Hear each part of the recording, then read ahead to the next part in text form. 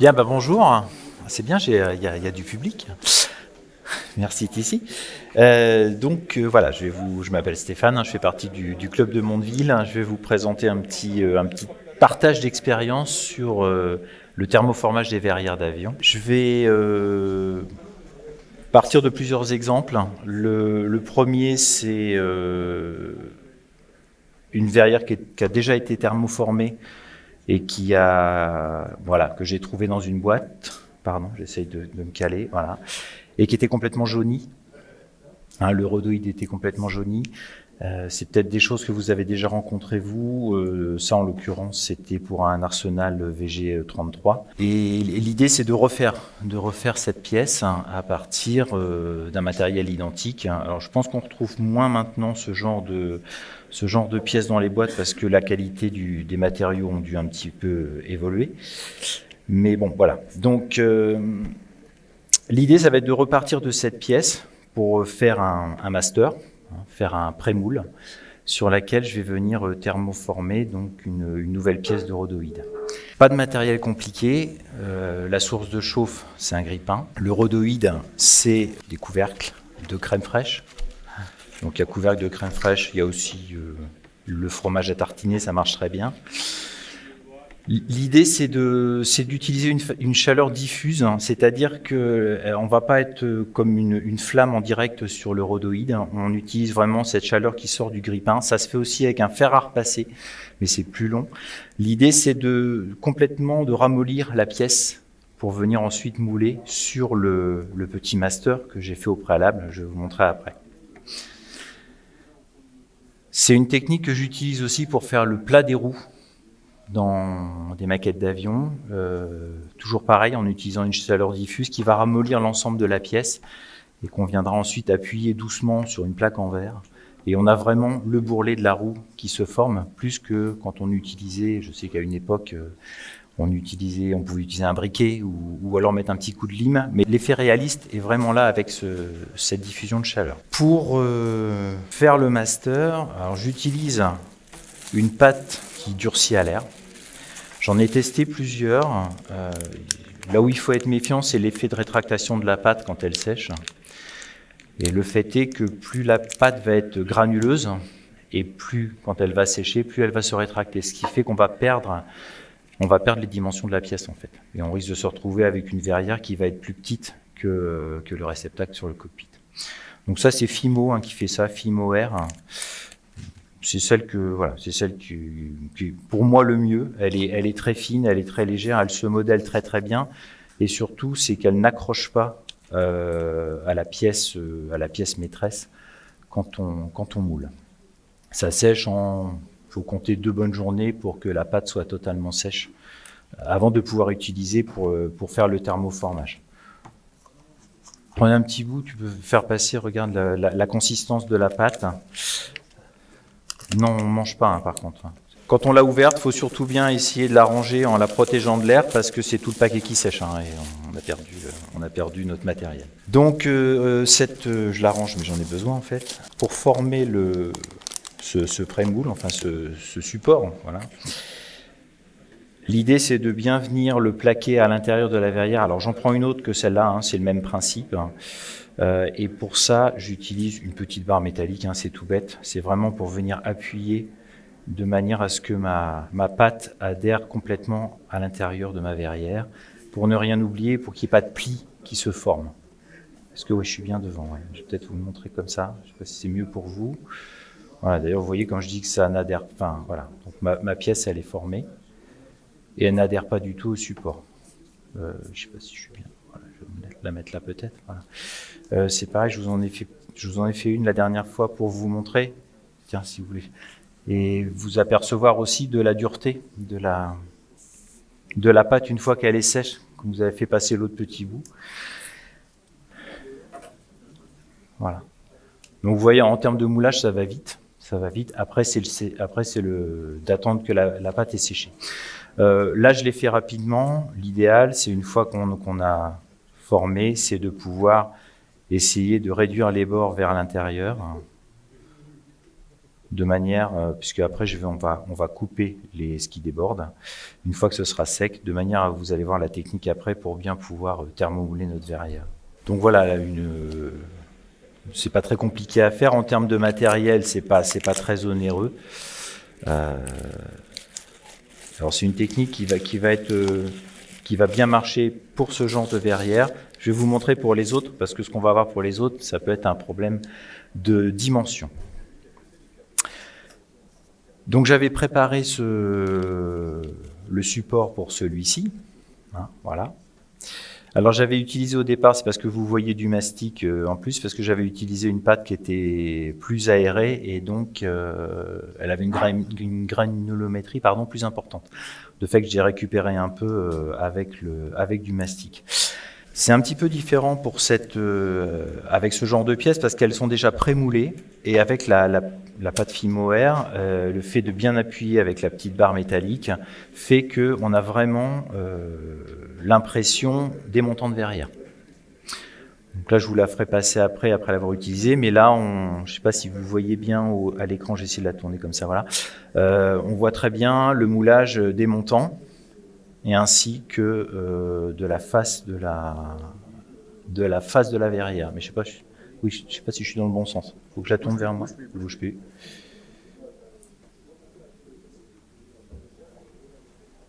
Voilà, donc si je tourne doucement la pièce, on voit que les montants sont bien imprimés sur le... Mets ta main derrière la pièce. Voilà. Ok, voilà. Oui, on voit bien les montants là, vous voyez bien les... Voilà. Ce qui fait que le rhodoïde, une fois ramolli, va vraiment épouser l'ensemble de ces reliefs. Quand on a ce que je vous ai montré tout à l'heure, ce que vous m'avez redonné là, le fait est que sur ce genre de pièce, qui est une pièce plastique classique, hein, évidemment les montants n'apparaissent pas. Donc la petite technique, c'est la suivante. J'utilise, ça c'est du scotch alu collant qu'on utilise pour les raccords de VMC ou haute aspirante, ce qu'on veut. C'est très bien, c'est très collant. De fait, j'en découpe. Alors je vous fais pas la démonstration, si je peux vous faire la démonstration. Enfin, c'est tout bête, hein. C'est-à-dire qu'on découpe l'équivalent d'une épaisseur de montant en mettant le cutter bien à plat parce que si je le mets trop debout, ça va vriller. Voilà. Alors j'ai oublié ma pince, je suis désolé. Voilà, ça veut dire que je dégage ce morceau de papier aluminium que je vais ensuite venir, alors ça adhère très très bien, donc je vous montre juste comme ça, que je vais venir coller sur mon moulage pour préformer en fait mon montant de verrière. Donc je vous l'ai préparé, hein, alors j'ai fait c'est pas l'origine, hein, j'ai fait une interprétation personnelle des montants, mais ça crée un relief qui va ensuite apparaître une fois que j'aurai thermomoulé ma pièce.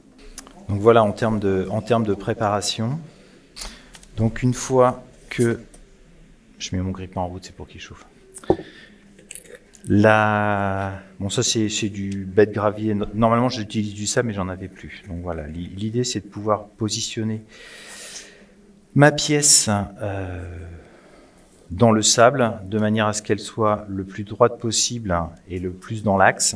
Je pense que là je dois pas être trop mal. Et puis donc je prends mon couvercle de crème que je vais mettre au-dessus. Alors vous voyez, il est légèrement, pardon, je ne sais pas si on le voit là, voilà. Il est légèrement opaque, mais cette opacité va disparaître avec la chaleur et le fait qu'on distende le couvercle.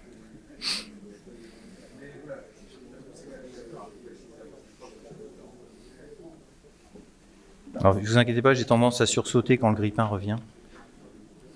Voilà, vous voyez là, ça se déforme. Là, la pièce, elle est déjà revenue transparente. Voilà, et quand elle est molle, je vais venir thermoformer ma pièce en venant... Alors, évidemment, on se brûle, hein, c'est normal. Voilà. Ça sèche très vite, hein. Voilà. Vous pouvez regarder. C'est plus chaud, c'est bon. Juste pour voir le résultat au brut. Et vous voyez que l'aspect opaque, il a complètement disparu avec le chauffage de la pièce. Alors l'idée sur la technique, enfin, vous avez vu, c'est de pouvoir ramener les choses vers l'intérieur de manière à ce que les bords inférieurs soient bien marqués, puisque après j'ai plus qu'à découper. Oui. Alors, en fait, on peut faire des choses très complexes. L'idée, c'est, enfin, la réflexion, c'est sur le master. Voilà, c'est ça. Parce que des verrières par exemple, des verrières avant de speed, par exemple, où on a un découpage sur le fuselage. Si ça apparaît à la pièce de moulage, il n'y a aucun problème pour que ça apparaisse sur le. Voilà. Et après, on en fait, une fois qu'on a le master, on en fait autant qu'on veut. Hein. Sachant aussi que ça permet aussi de faire des moules pour certaines pièces. Par exemple, ça m'est arrivé de faire des moules de roues d'avion en les recouvrant avec ça et en coulant après de la résine. Ça fonctionne très très bien. Ouais. Donc là, en l'occurrence, sur le master, comme je montrais tout à l'heure, il y avait déjà les montants. Et donc sur ce type de pièce, ben, c'est la même chose en fait. Hein, sur le. Alors je me permets de passer la phase de découpage du pare-brise sur le machin, parce qu'après c'est toute l'attention qu'on va porter au découpage de cette pièce, sachant que c'est bien de faire des allers-retours avec la maquette pour bien ajuster la nouvelle pièce. Et ma vue étant ce qu'elle est. Ah.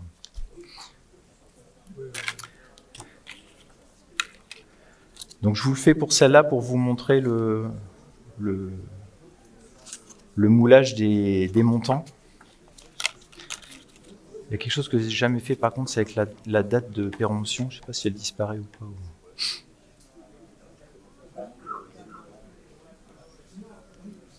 Alors le seul souci, c'est qu'en général, on en fait 2-3 et puis après, on est presque au stade de brûler au niveau 1. Donc voilà. Et je ramène vers l'intérieur.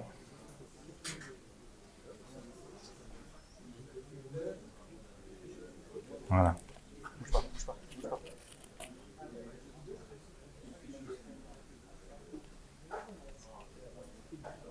C'est bon ?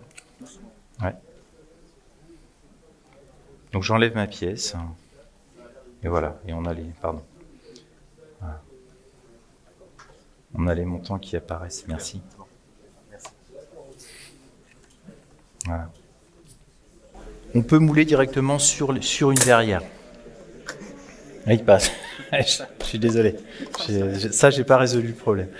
Là, par exemple, alors c'est toute la difficulté parce qu'en fait, ça c'est une verrière d'un B25, mais qui est une vieille maquette, et la verrière elle fait 1 mm d'épaisseur. Voilà. Ça veut dire que si je fais un master et que je thermomoule par-dessus, c'est tellement fin que je vais pas avoir 1 mm d'épaisseur de matière, ce qui fait que je vais me retrouver avec une verrière qui va être plus petite pour aller sur l'avion. Ce que j'ai trouvé comme technique, c'est plutôt de thermomouler par-dessus la verrière. Donc, ce que je fais en général, c'est que je prends un petit bâton avec du Blue Tack dessus. Ça marche pas mal. Et puis, on fait bêtement ça. Hein. C'est sur le voilà. Alors, l'avantage, c'est que sur ces vieilles verrières, les montants en plus sont très marqués, donc c'est facile. Mais le fait est que, par contre, à contrario, je vais avoir une verrière un petit peu plus grande que l'air normal. Alors, ce qui fonctionne, c'est que au découpage, je vais la découper un tout petit peu plus petite, hein, parce que la souplesse du matériel fait qu'elle va venir s'ajuster correctement à la place de celle-là. Et je vous le montre pour exemple sur un autre. Alors, je l'ai déjà fait. Ça, c'est un autre type de pâte qui sèche à l'air, mais elle est pas très intéressante à travailler. C'est aussi de la pâte Fimo, mais beaucoup plus longue à sécher et beaucoup plus délicate parce que collant facilement à l'intérieur de ça. J'ai pris une bulle de, je sais même pas, ça doit être un Beaufighter ou un truc comme ça. C'est pareil, là j'ai un 1 mm d'épaisseur de verrière. Et vous voyez que, donc ça c'est le moule que j'en ai fait, intérieur. Donc ça c'est la verrière. Et je m'étais permis de faire déjà le thermoformage par-dessus. Donc vous voyez la différence la différence de taille déjà entre les deux verrières. L'original étant à droite pour moi et la thermoformée à gauche. Et si je refais un petit coup de truc.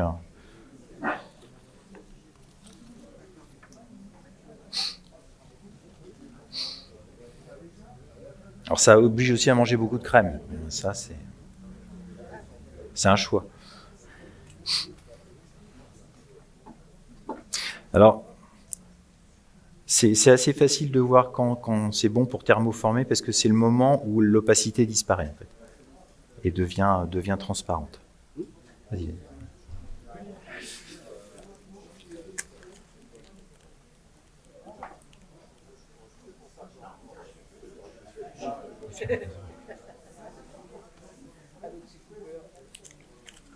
Voilà. Alors je vais la couper celle-là. L'idée quand on coupe, hein, c'est de faire grossier au départ, et puis on revient petit à petit sur le...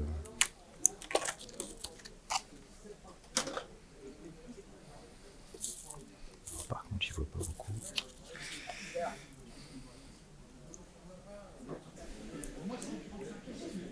Bon, je l'ai enlevé un petit peu vite du support, elle est un peu vrillée devant, mais c'est juste au moins que vous vous apercevez de la taille quand les verrières sont très épaisses en fait.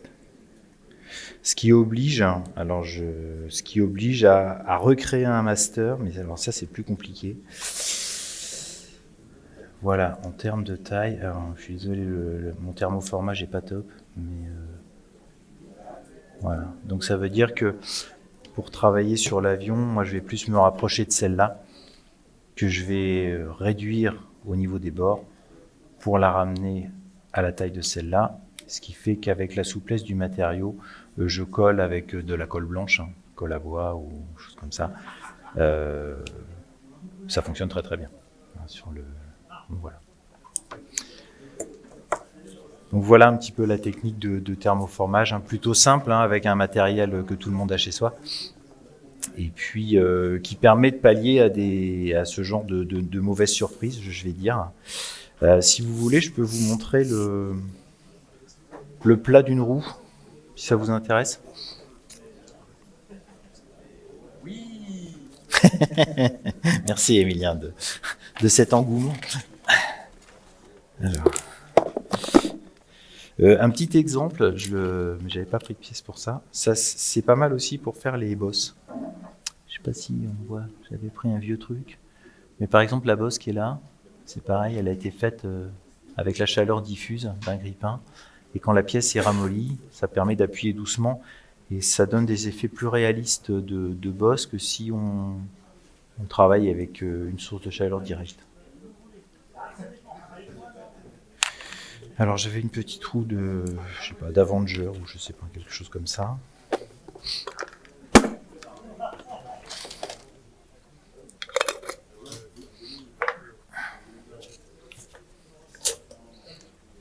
Donc bon, je vais pas prendre une roue d'Avenger parce que j'ai pas de trou, je vais en prendre une autre, c'est pas grave.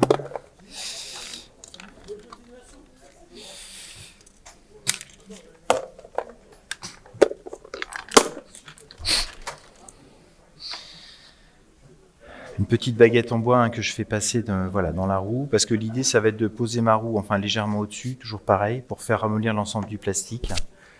Par contre au niveau visuel c'est beaucoup moins parlant, c'est en termes d'essai.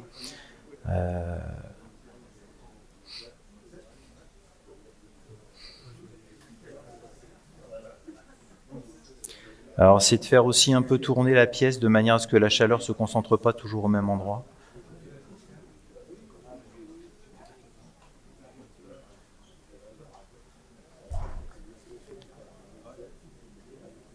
Pas sûr que je l'ai fait assez chauffer encore, non pas encore.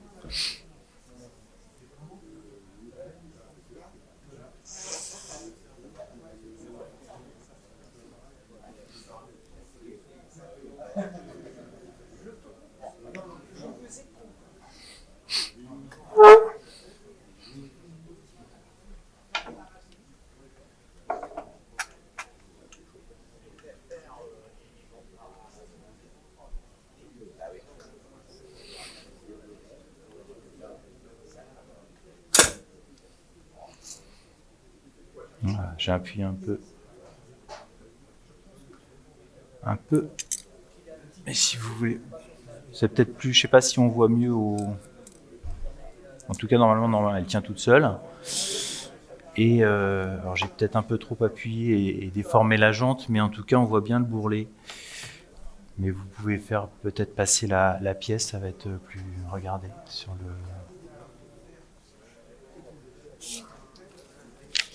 Donc l'idée c'est vraiment d'avoir cette forme de